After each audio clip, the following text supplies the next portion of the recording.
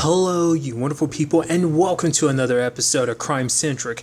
This being a show where we talk about crime dramas that I watch. For today's episode, I'm going to talk about the latest episode of Treadstone. A lot of interesting things went down in this episode, so let's break it down. Well, first and foremost, let's focus on Sam and Doug's side of things. And the sad thing is, obviously, Doug wanted to save Marcus and his wife. But obviously that didn't go as planned because the assassin was already in way, and obviously the dude was alive and his wife was in very critical condition because of the explosion. It looked like some glass was in her side as from the explosion and everything.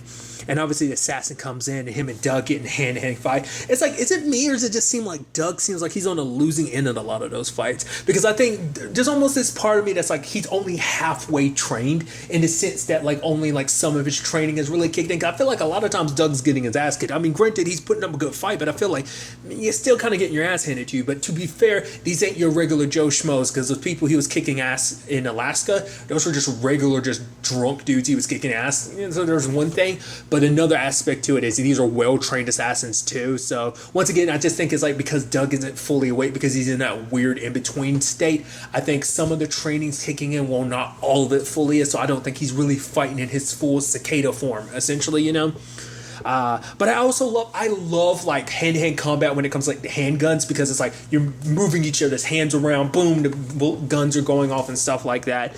It was a pretty, gnarly fight that everyone was kind of trying to, helping the fight, because obviously Sam helps at one point in time, and obviously, it's up to Doug to kind of, end it all. Because it seems like the second half, the last third of that fight, it seemed like Doug was seriously kicking some ass, especially because he got the upper hand and everything, but still, pretty impressive.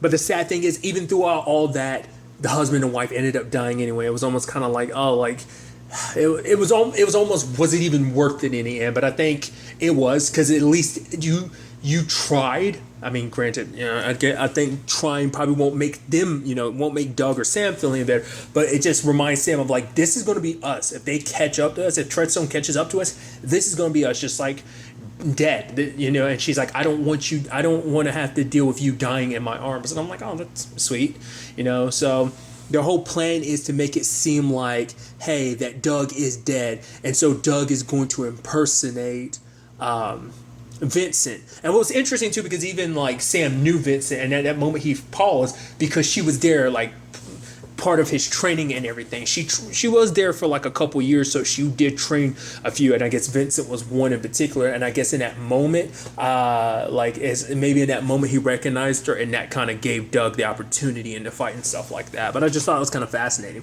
But obviously, pretending to be Vincent, because obviously this is their only way to end this, is if they kind of had to get super close to the enemy, because they can't be running forever, because eventually they're just going to send more and more people, and eventually Treadstone is going to catch up to him. So it's we can't run forever, we kind of have to face this head on.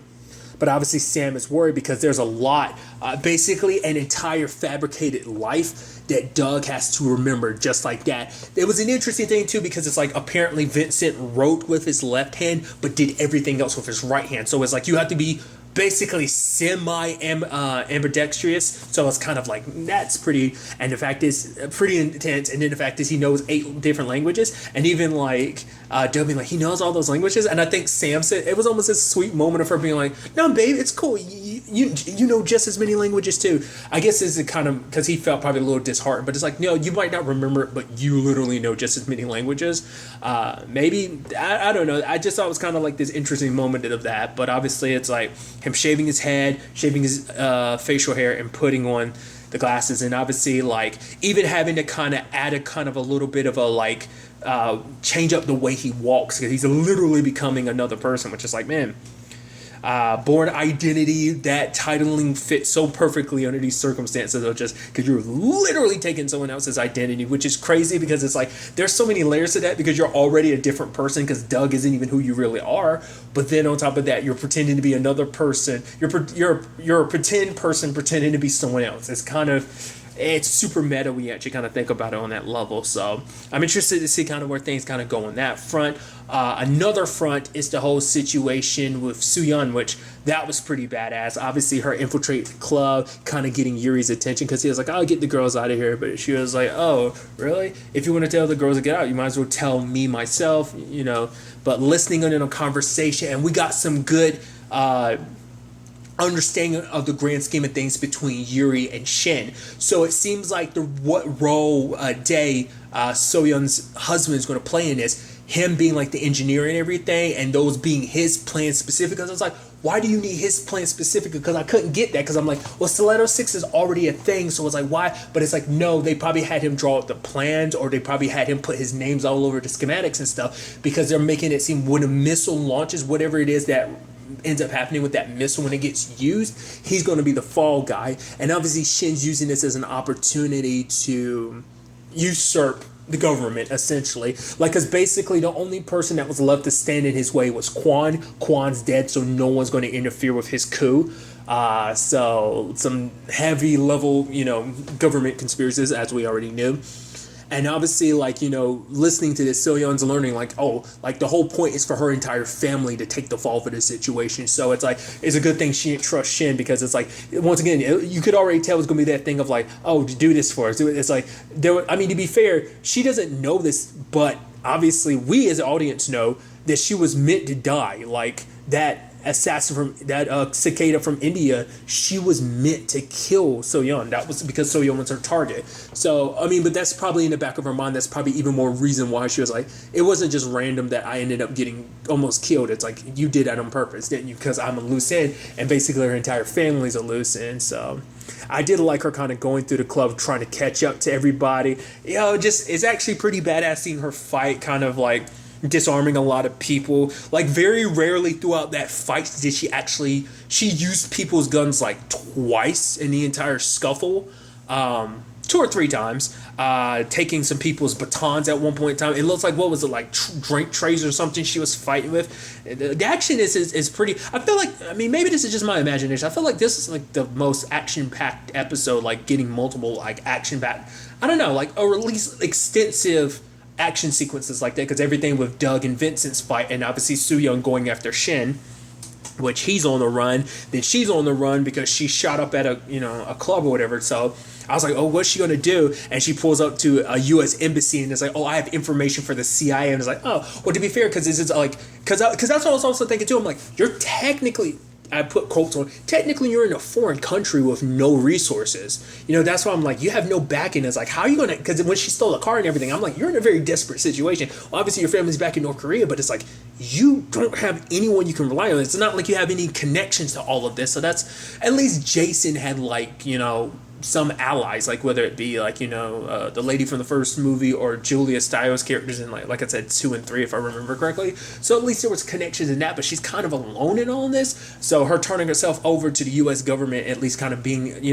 more so than anything, is like, I'll help you guys because it means helping my family. So as long as you help me out, I'm gonna help you out. So, but obviously it's probably going to be the CIA playing a little hardball, like only if your information is good. But the moment she brings up Stiletto 6, is gonna be like, whoa, so, which obviously, once again, I think we're getting to that point where all the strands are starting to kind of connect. They were already connecting before, but I feel like we're getting closer and closer with these connections in that regard. So obviously, since we're on the conversation of the CIA, let's head over to Matt and Steven's side of the story, because obviously it's like Matt doesn't want to stop. He doesn't want to turn himself in because it's like, well, the fact of the matter is they were going to kill us anyway. But Steven is saying, like, the fact of the matter is this is more than just me, because obviously Matt doesn't want to give up, because it's like, no, the fact is we got it. Basically, because he sees what Steven's going through. It's like, I see what happened to you. Basically, this whole program screwed you over. It turned you into this monster, into, and someone programmed you into being that and everything. So everything he did wasn't his fault. But for Steven, it's like, this battle is much bigger than me. You got to find out who's awakening all these cicadas and everything, and you need to deal with it. I'm just kind of a small piece to this puzzle. And so it turns into that whole thing. And I love that thing of like, okay, the teams are rushing into you.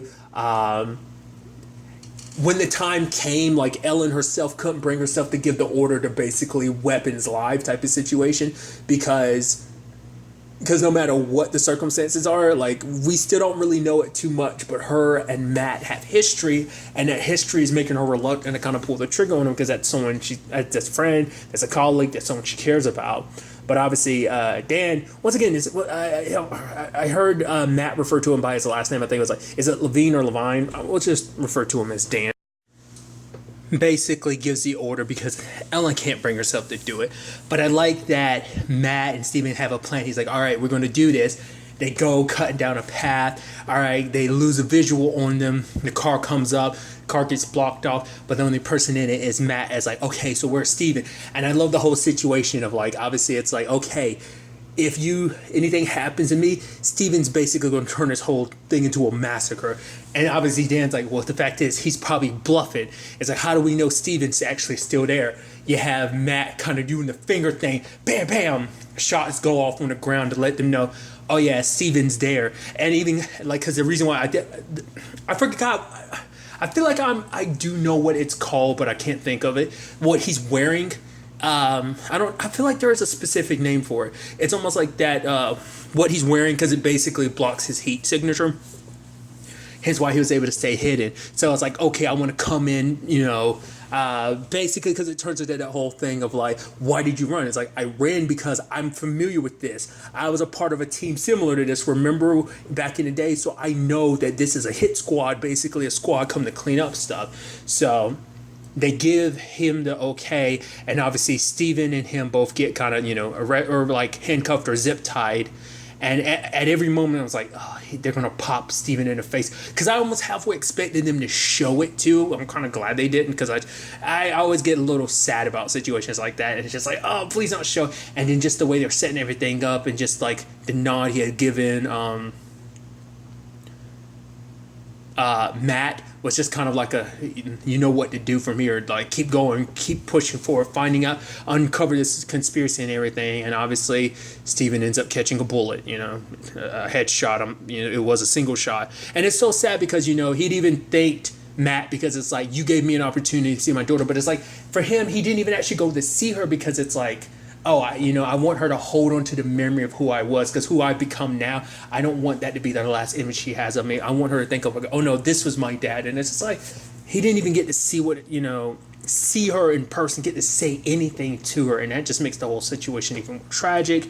So then becomes this whole situation of Ellen, questioning Matt and everything. And now it becomes a thing in Matt's mind of like, well, the fact of the matter is you're just covering your own ass, aren't you? The fact of the matter is the CIA is just covering all this stuff up. It's like Steven became what he was because someone else put him in that situation. He lost everything that he was, because obviously he believed in what he became a part of the program and everything, because he believed it's like, oh, like that was his purpose, because the battlefield, it's almost this, and it's something he had talked about before, where it's like the battlefield felt like it was somewhere that he belonged, when he wasn't there. It's kind of like being in battle was kind of like what he was good at, and when he wasn't, it felt wrong. So obviously this program seemed like, okay, I'm fighting for my country, hell yeah, I'm gonna do that.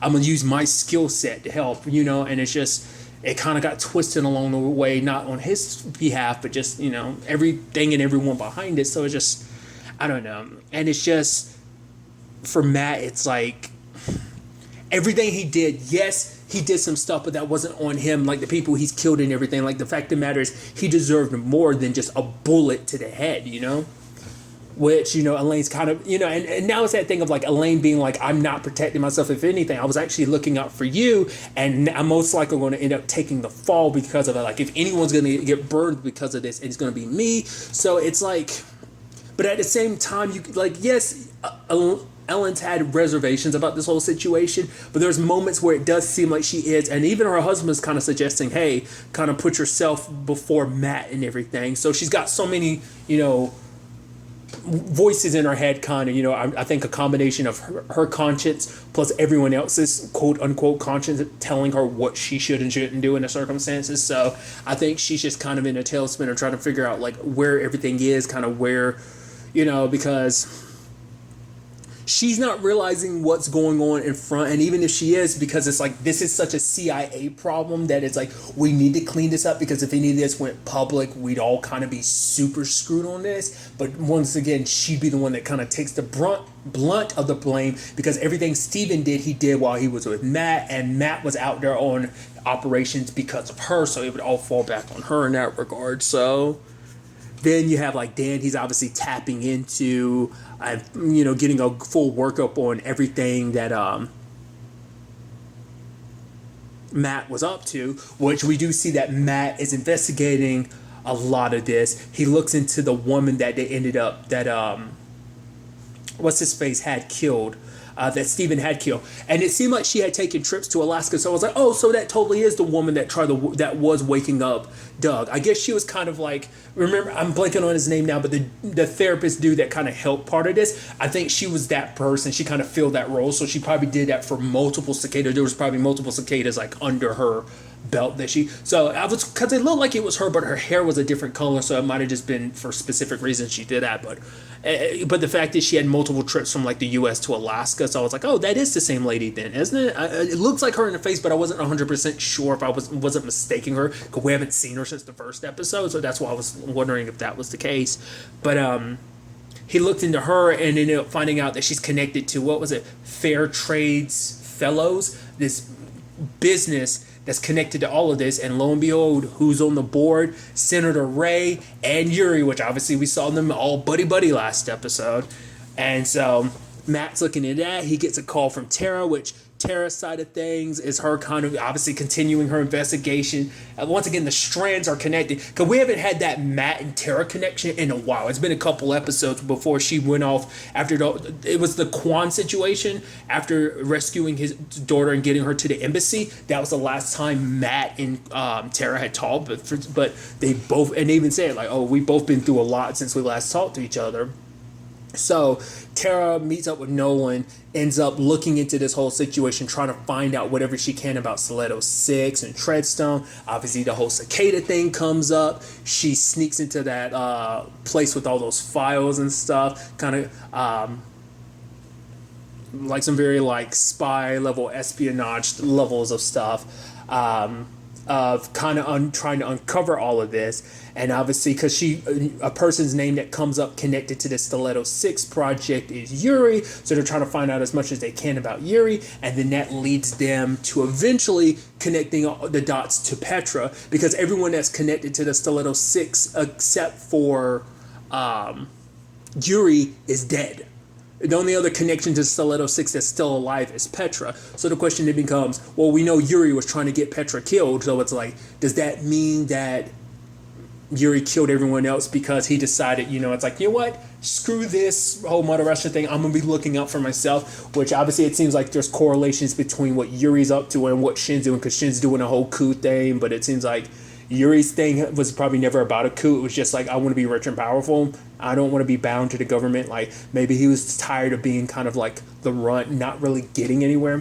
Which is interesting to say, considering the fact is that, Petra was the shining star, but there was a point in her career where she just hit a blockade and something stopped her career from expanding, which obviously that seems like that stuff connected to John, but that was like years later, because everything with John was in 73. Apparently her career kind of being stunted was like the mid-90s, so it's like, what happened in that well, was there something outside of that? I guess maybe that's when Yuri had transitioned over to being like, screw Mother Russia. Petra, look after this, Stiletto 6. Maybe he had just kind of been like, who cares? I was kind of making his money, but then eventually, maybe the whole plan was always to the Stiletto 6, just at some point they just needed to let all the ducks kind of get aligned in a certain row before they kind of made the moves, and now present day turns out to be the time and place to make those present moves. Or maybe this whole Stiletto 6 thing is a more recent thing. To be fair, like I said, Petra's been sitting on it for like 20-some years. So it just might be a thing that Yuri's like, oh yeah, we got that. I can sell that. Yeah, maybe he'd already made money off other things, because obviously he's super loaded and rich. So maybe this was kind of like supposed to be like his holy grail of a deal.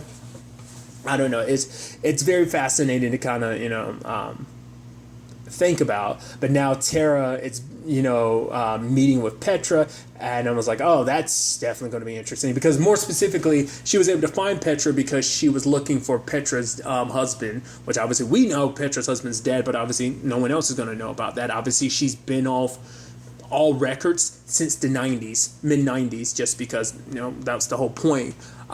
Which obviously she's talking to Matt about that whole situation, which obviously Dan is listening on, and the moment he hears Petra's name kind of get brought up, he's like, uh-oh. Which guy, I guess he knows it is connected to Stiletto 6, and obviously maybe he's in the pocket with Senator Ray, and the fact is maybe he's I think he is lower on the total. Like I said, that's why he was so intent on killing Steven, because it was like Steven was kind of like a loose end connection to all of this, so that's where that kind of stems from. So that's just a lot of stuff kind of hitting at once. And here's what I'm talking about. The fact is, obviously, there's so many threads connecting, because there's everything with Yuri that's connected to Soo-young, which obviously that's connected to Tara, which obviously this is all connected to Cicadas and Treadstone, and obviously that goes back to Doug. But I feel like Doug's stuff is still... Well, because Doug's stuff, I think, is going to eventually connect to what Matt's looking into, that company that they're a board, Yuri and Ray are board members on. Because obviously this has to all do with like the pharmacy people and stuff, like the pharmacy company, and obviously that drug dealer lady with the opioids or whatever, the bootleg opioids that like apparently like someone else is going to try and kind of absorb that business into their pharmacy and stuff, like, so...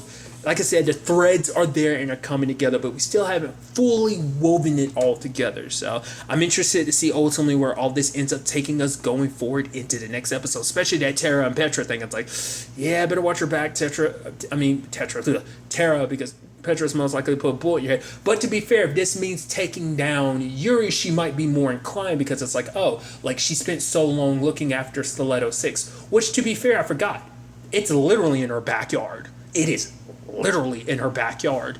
So eventually they're going to come for it anyway, so they're probably going to try and kill her in the process, which she probably knows that, just considering her last conversation with Yuri and everything, even though it was kind of like, go live out your life and die of old age, essentially. It's kind of what he was saying. So things are definitely going to be interesting there. Obviously, Matt kind of being followed by, like, Dan and, members of the CIA, obviously where Ellen kind of stands in the grand scheme of things, what decision she's going to make about all of this.